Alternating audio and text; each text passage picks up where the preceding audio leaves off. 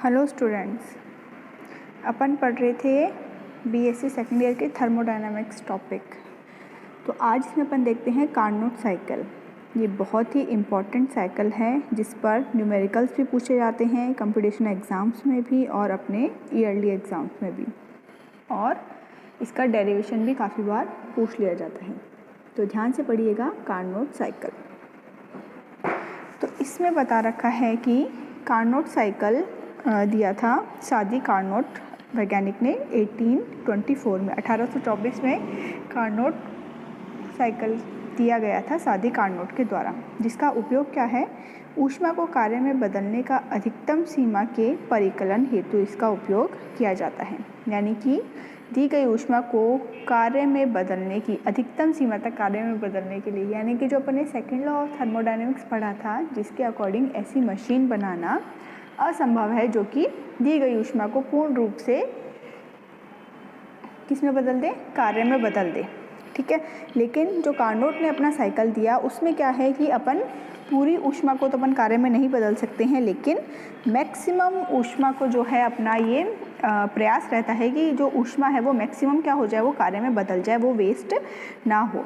तो Carnot cycle का उपयोग क्या है, ऊष्मा को कार्य में बदलने की अधिकतम सीमा के परिकलन हेतु इसका उपयोग किया जाता है। ठीक है, इसमें 1 मोल आदर्श गैस ली जाती है और ये एक चक्रीय प्रक्रम होता है। एक सिलेंडर लेते हैं, उसमें 1 मोल आदर्श गैस लेते हैं, जो कि अपना क्या हो गया, अपना निकाय हो गया, जिसमें अपन ऊष्मागतिकी का अध्ययन करेंगे। ठीक है, और ये इस कौन सा प्रक्रम होता है, ये एक साइक्लिक प्रोसेस होती है, यानी कि जिस पॉइंट से अपन स्टार्ट करते हैं वापस उसी पॉइंट पे अपन पहुंच जाते हैं। तो ये जो ग्राफ दिया गया है, इस ग्राफ को समझ लीजिए पहले आप।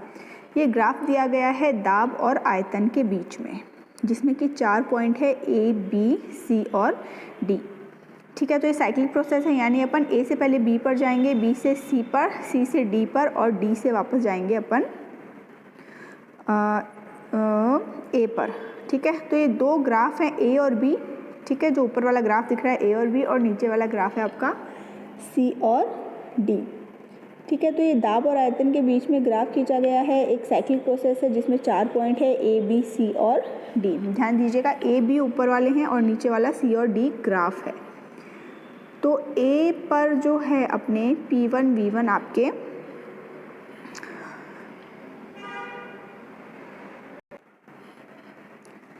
तो इसमें अपन देखते हैं कि ए से बी, ए पर आपके जो पैरामीटर्स हैं वो है P1 V1, बी पर है P2 V2, सी पर है P3 V3 और डी पर है P4 V4।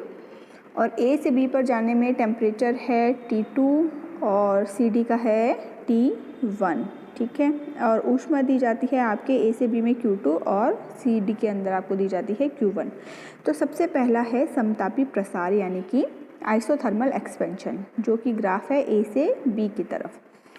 A B graph है जो कि समतापी प्रसार का ग्राफ है, यानी कि इसके अंदर जो है P1 प्रेशर है, V1 वॉल्यूम है, T2 आपके टेम्परेचर है और ये है एक उत्क्रमणीय प्रसार।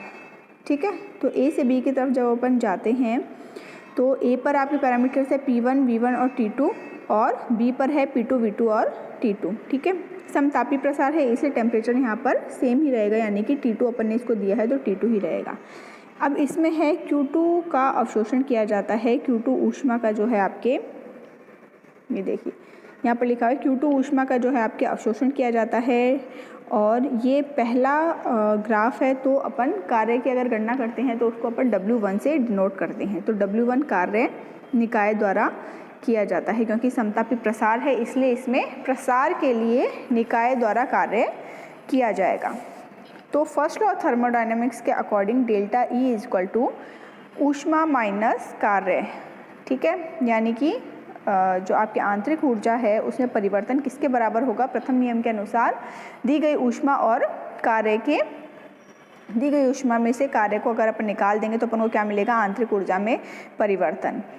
अब यहाँ पर डेल्टा ई है आपके आंतरिक ऊर्जा, Q2 है यहाँ पर ऊष्मा और W1 कार्य जो निकाय के द्वारा किया गया है। अब डेल्टा ई जो है वो 0 होगा, जिसका कारण क्या है, आंतरिक ऊर्जा 0 होगी क्योंकि ये एक समतापी प्रसार है, समतापी प्रक्रम है, इसलिए dt क्या होगा आपके 0 होगा और dt 0 होगा तो आपके डेल्टा ई भी 0 होगा। तो अगर अपन पक्षांतरण करते हैं तो क्या आता है, Q2 is equal to minus W1, ठीक है। और W1 अपन ने पहले ज्ञात कर रखा है, पिछली क्लास में आपने देखा होगा कि किस तरीके से अपन समतापी प्रसार और रुद्धोष्म प्रसार के अंदर कार्य की गणना करते हैं। तो क्या आएगा इसमें, R(T2) ln V2/V1। तो ये क्या है आपके दी गई ऊष्मा और कार्य।